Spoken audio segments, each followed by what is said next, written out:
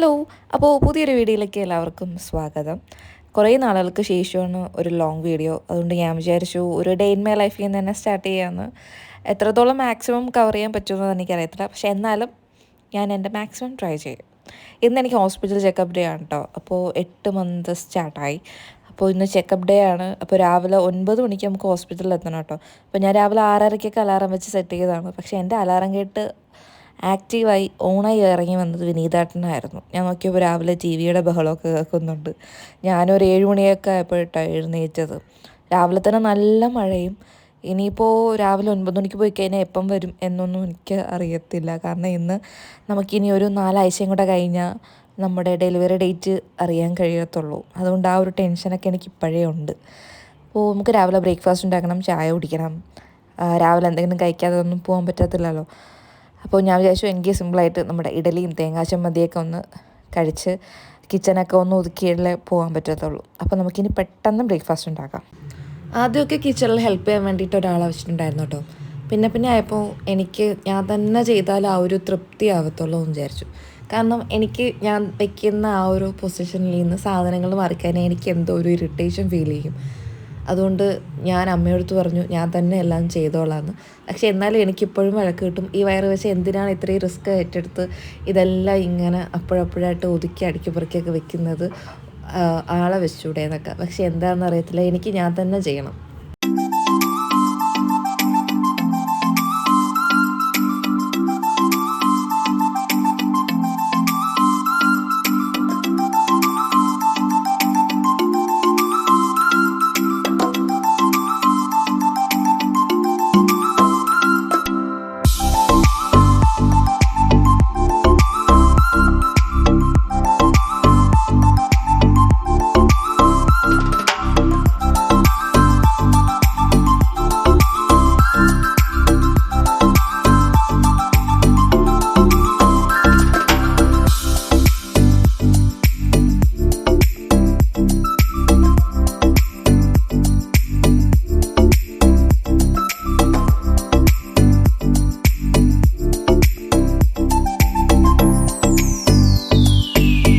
ഇനി രാവിലെ ഒരു ചായ കുടിച്ചാലേ എനിക്ക് ആ ഒരു എനർജി കിട്ടത്തുള്ളൂ. എനിക്ക് വിനീതനും സെയിം ആ ഒരു സ്വഭാവമുണ്ട്. രാവിലെ ചായ കുടിച്ചാൽ ഒന്ന് ആക്റ്റീവ് ആവത്തുള്ളൂ. അപ്പോൾ രാവിലെ ആദ്യം ചായ കുടിച്ചിട്ട് നമുക്കിനി ബ്രേക്ക്ഫാസ്റ്റ് ഉണ്ടാക്കാൻ വേണ്ടിയിട്ട് നിൽക്കാം. പിന്നെ കട്ടയ്ക്ക് കൂടെ വിനീതൻ നിൽക്കുന്നുണ്ട് കേട്ടോ. എനിക്ക് ഒന്നും അറിയാത്തത്. കാരണം കിച്ചണിൽ എന്നെ നല്ലപോലെ ആൾ ഹെൽപ്പ് ചെയ്ത് തരും. ഫിഷ് കട്ടിങ് ആയാലും തേങ്ങ ഇത്തിരി ശരിക്ക് തരാനായാലും എല്ലാത്തിലും എന്നെക്കൊണ്ടിപ്പോൾ പറ്റില്ല എന്ന് തോന്നിക്കഴിഞ്ഞാൽ ആൾ എന്നെ മുന്നോട്ട് വന്ന് എല്ലാം കണ്ടും കെട്ടും ചെയ്തോളും. അതുകൊണ്ട് എനിക്ക് ആ ഒരു ടെൻഷൻ ഇല്ല. അപ്പോൾ നമുക്കിനി ബ്രേക്ക്ഫാസ്റ്റ് ഉണ്ടാക്കാം. ഞാൻ തലേന്ന് തന്നെ കടയിൽ നിന്ന് മാവ് വാങ്ങിച്ച് വെച്ചോ കേട്ടോ. അല്ലെങ്കിൽ ഞാൻ മാവ് ആട്ടുമായിരുന്നു, അല്ലെങ്കിൽ അമ്മ തന്നെ മില്ലിൽ മാവ് ആട്ടിക്കൊണ്ട് വരുമായിരുന്നു കേട്ടോ. പക്ഷേ അപ്പം മാവാണ് ഞങ്ങൾ എടുത്തത്. പക്ഷേ ബില്ലടിച്ചോ വന്നപ്പോൾ ദോശ ഇഡലി മാവായിപ്പോയി. പിന്നെ അതെങ്കിൽ ആ മാവ് മതി എന്ന് പറഞ്ഞ് പിന്നെ ഞങ്ങൾ ഇറങ്ങി വന്നു കേട്ടോ. പിന്നെ ഇതാകുമ്പോൾ രാവിലെ ഇതാണ് എളുപ്പം. 2 തട്ടിലും കൂടെ ആകുമ്പോൾ നമ്മുടെ ഇഡലി സെറ്റാവുകയും ചെയ്യും, പെട്ടെന്ന് തന്നെ കഴിച്ചിട്ട് പോകാനും പറ്റുമല്ലോ.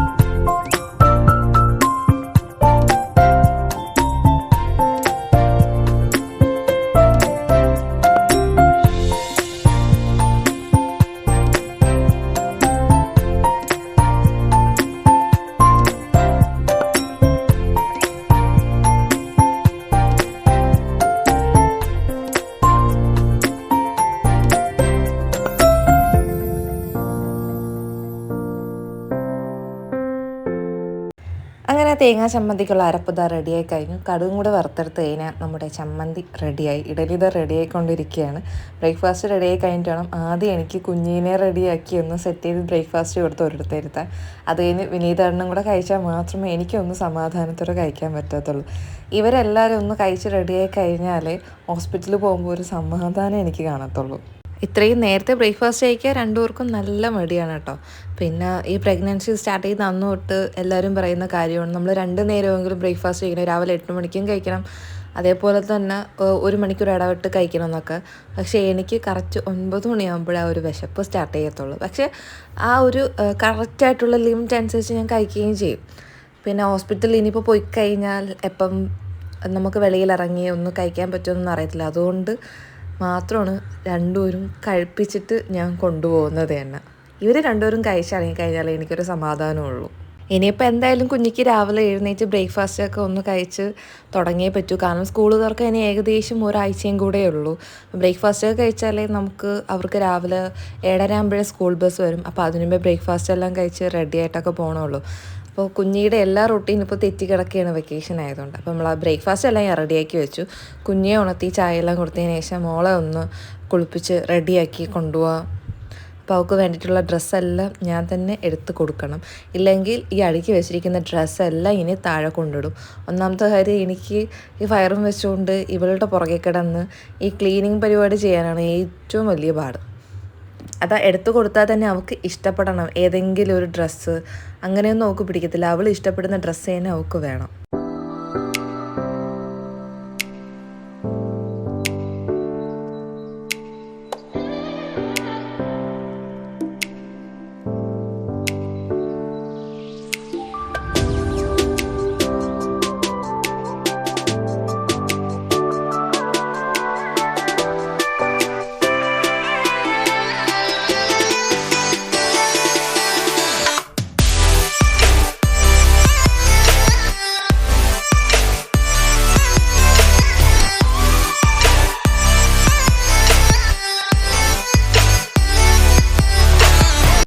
കുഞ്ഞിനെ റെഡിയാക്കി ബ്രേക്ക്ഫാസ്റ്റ് എല്ലാം ഞാൻ കൊടുത്തിരുത്തി കേട്ടോ.